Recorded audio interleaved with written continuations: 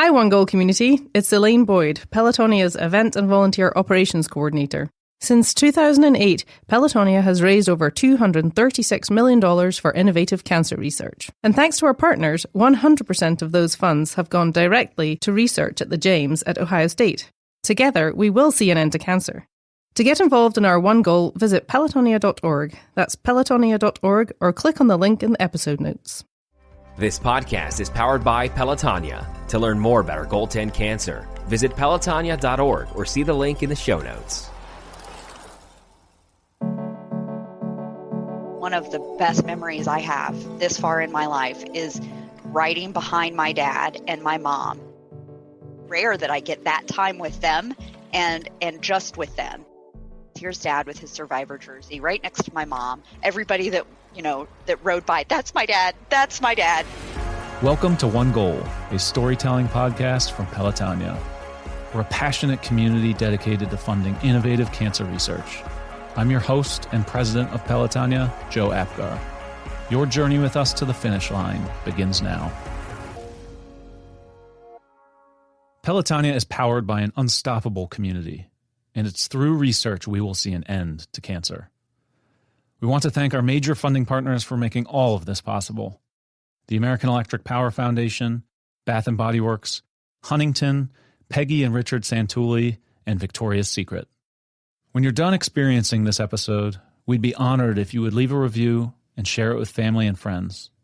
This really helps extend the impact of this series and helps further our One Goal. Thank you. And now, on to the episode. It takes many different roles to make our One Goal come alive. Staff, riders, volunteers, challengers, supporters, and more. While not on that list, there are two roles that are just as important to our community: Mom and Dad. We're going to travel through a series of clips from previous episodes to celebrate the two people who are so often a source of profound love and inspiration. So let's begin at the very start of this podcast, Victories in Sight, Season 1, Episode 1.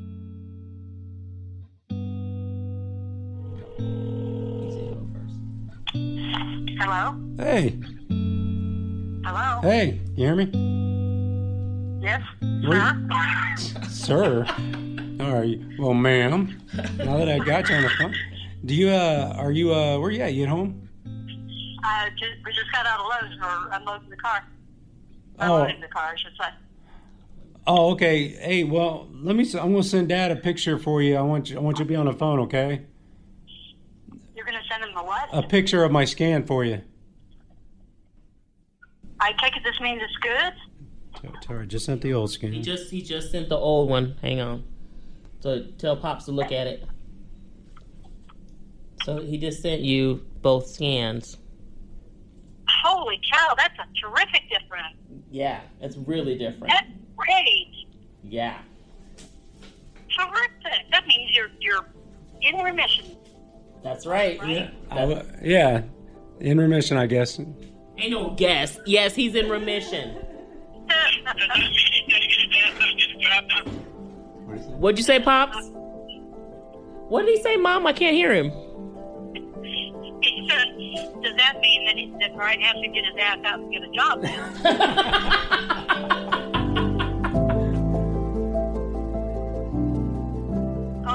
That's great.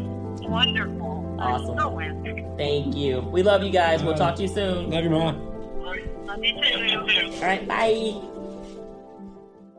For Isaac, Season 1, Episode 7. Hey, buddy. You're a big walker. Come here.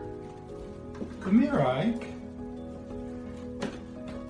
This is something that we had both wanted for a long time. We really wanted to be parents, and it has been even better than we imagined. Like, we love being parents.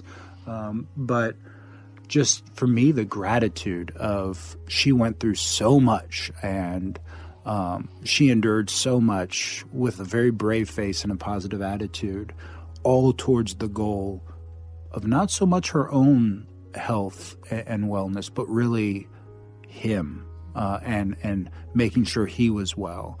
So she stopped taking pain medication after that first mastectomy within a couple of days. And it was really like, yeah, it hurts, but I can deal with it. The less we expose him to, the better. And I just was in awe that she had been through so much, and she'd, there's still a lot ahead of us, but I felt like she had successfully brought this beautiful, healthy boy into the world. And I just felt my partner is a rock star, and I was really grateful. Get you. I'm coming to get you.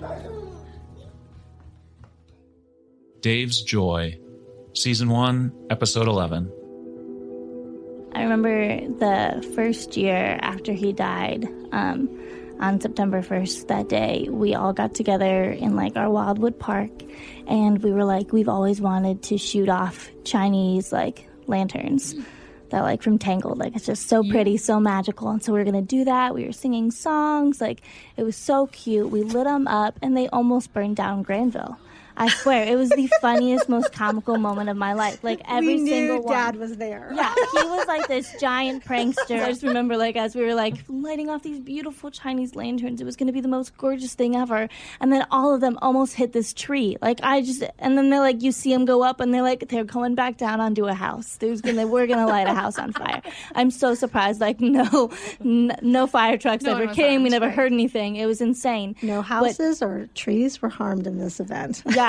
But they should have been. And it was just so funny of okay, this is Dad looking down on us and just cracking up laughing, we're finding joy right now in this moment, even though it was the first year after he was gone. But it was cool, even in that moment, trying to celebrate him in a beautiful way. It just turns out hilarious, kind of stressful, but the most funniest memory I have up to date about of us trying to be so nice and celebrating Dad, and he was I'm gonna make it funny because I'm funny. And I was you're right, you are funny. That's exactly right. My Medicine's Working, Mommy, Season 1, Episode 12. I studied cancer genetics for 6 years, and a child life specialist told my daughter she had cancer. And they did it in a complete, simple, perfect way that we never could have. And you can't put a value on something like that as a parent, because the way that we present things to her, I became aware very early on that I couldn't fall apart because it scared her. Yeah. And so that helped, kind of putting up a wall, but you also became aware that she only understood what you presented to her. Yeah. And so, for instance, child life, doesn't say, oh, you have this terrible disease. They say, you have sick cells. And we're going to put a button in under your skin so that we can give you your medicine, and it's your special medicine, and it's going to get rid of the sick cells. And when your hair falls out, it's because your special medicine is working, so it's really a good thing. And they had coached us so well on all of that, that when her hair fell out, the very first kind of clump of hair that she got, she looked at me and smiled, and she said, my medicine's working, Mommy. On Their Journey, Season 2, Episode 2. That was probably the most emotional time in Hawaii. I wrote a letter to my mom on one side, my daughter wrote a letter on the other side, and we brought 2 pictures of hers to put on her lantern as well. And so then you go to the park late at night. There are thousands of people gathered there. They do an 1.5 hour long ceremony to remember those you've lost. And you release all of these lit lanterns into the ocean that are just lit up and gorgeous. It's easily the most beautiful kind of scene I've ever witnessed. And they also put a big net out in the ocean, so of course they catch them, they gather them all, so you're not polluting and all that. But it was truly breathtaking, and it was a really cool experience. My daughter and I just waded in up to our chest and let my mom's lantern go, and it's a really unique thing that we got to experience several weeks after her passing. One of my last nights in Hawaii, I took a walk by myself along the beach, and on the way back, stopped into a restaurant at a hotel to get a drink. And I just happened to be chatting with some of the locals there and such, and I would call him my friend now. I met on my last night there, and it was almost like it was just running into him, like I was supposed to that day, because I kind of told him why I was in Hawaii, and he actually was a internal medicine physician out in Hawaii and travels more than anybody I know. So we like to swap travel tips now. But just this past year on Memorial Day, he messaged me and he said, "Hey, I'm going to the Memorial Lantern or the Floating Lantern Festival tonight. Is there anything I can write for you on one of the lanterns for your mom?" He's like, "Whatever it is, or if you have pictures or anything, let me know."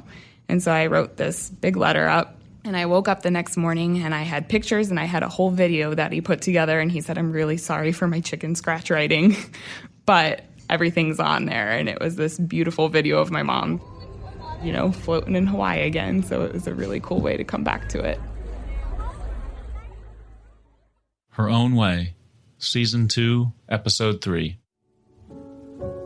My mom was diagnosed with stage 4 ovarian cancer when she was 52 years old. And that was really shocking because just a month prior, she had been down in Florida and went to her regular annual visit. No one detected anything. Wow. What happened after that? And, everything that I've heard and know from my experiences, stuff just happened so quickly. Telling your family and sharing the news with people and caring for her, what was that experience? It's hard for me to remember back to all the emotions because the journey with my mom actually ended up being a long one. And that in of itself is surprising. When she was diagnosed, they told us that the best prognosis they could give was that she would live 2 years. And she ended up living for 16 years. I think my mom had 60 plus cycles of platinum chemotherapy during the course of the 16 years, which is really, really unusual. She would essentially achieve a remission every 2 to 3 years and then relapse. But for whatever reason, her cancer would respond and she would get those remissions. I remember about 8 years into it, and they told her they could no longer do any surgeries. She moved to California to go to different doctors who were willing to continue to treat her. My mother, when Hazel was born, was living in Los Angeles, California, and I was here in Columbus, Ohio. And she would go through her treatment for a day. In California? In California. She would get on the airplane the next day and fly to Columbus. And she would spend about a week convalescing in my house. And then she would spend 2 weeks hanging out with my daughter. She would sit with this little bopping head on her shoulder, on her lap. She had a stack of about probably at least 30 board books.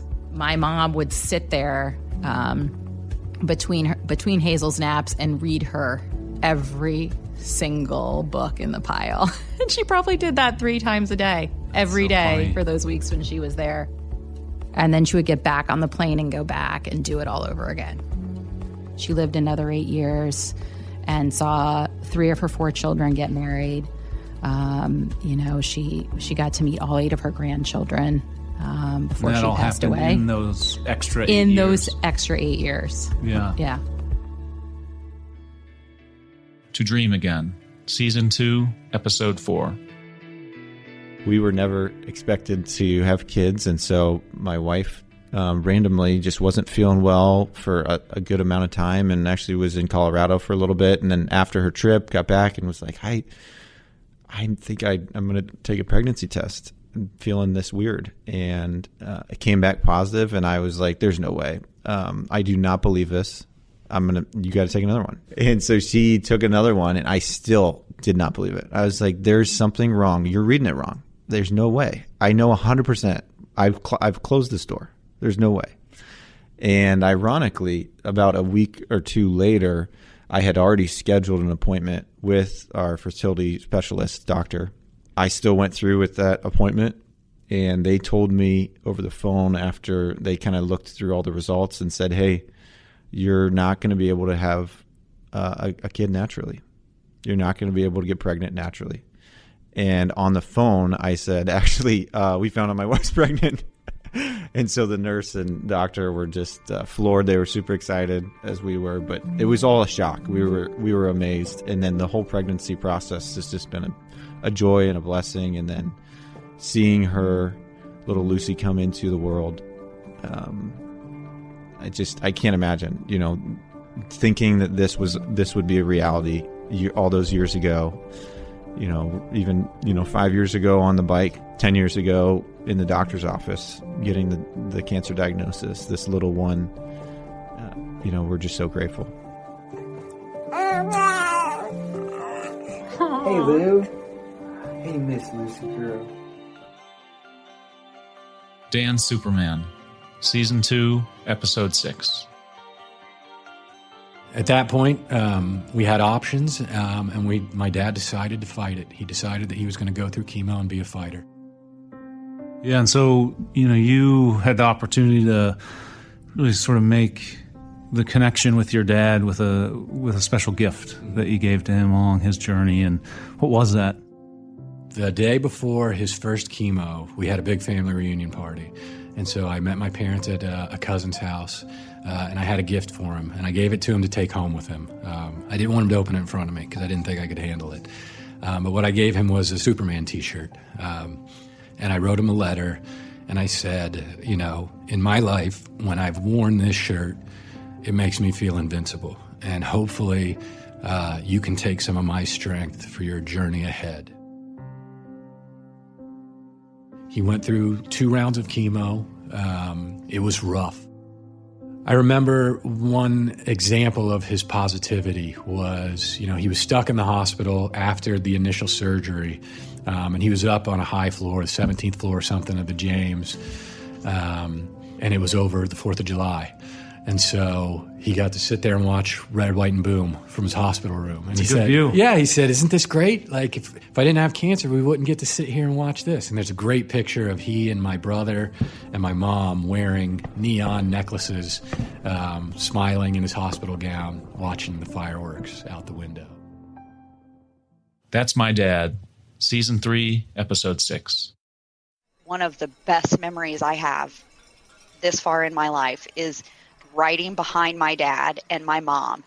Rare that I get that time with them and just with them, because now I'm not competing with my kids' attention or my husband. And so that was just a unique moment for me, because here's Dad with his Survivor jersey right next to my mom. Jonathan had already gone ahead, and I'm just, everybody that that rode by, that's my dad, that's my dad, that's my dad, because on the back of my jersey, I have written all the names of the people I ride for, and right in the middle it says Dad. And so, I want to make sure if they're riding past me, they see his name on my back, and then I can say that's him in the Survivor jersey ahead of me.